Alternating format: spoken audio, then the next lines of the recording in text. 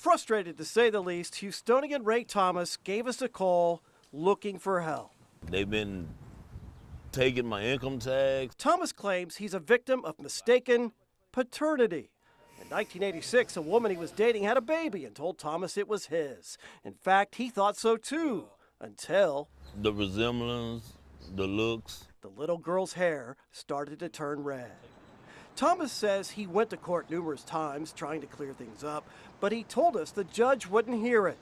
That's because up until this month, reversing a mistaken paternity case had been nearly impossible. Cheryl Alsandor is a family law attorney. It had been an issue because it's not fair.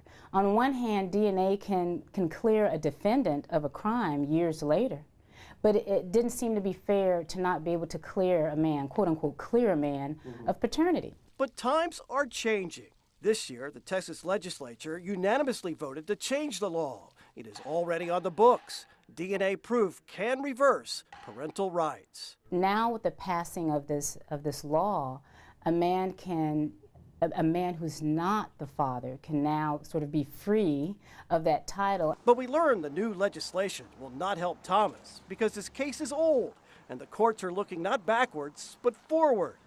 And the Attorney General's office confirmed for us that Thomas still must pay $52,000 in back child support. $13,000 of that is interest. And listen to this, he's being billed even though he and his suspected daughter paid $450 for their very own DNA test. The results? And it was, say, 0% to daddy.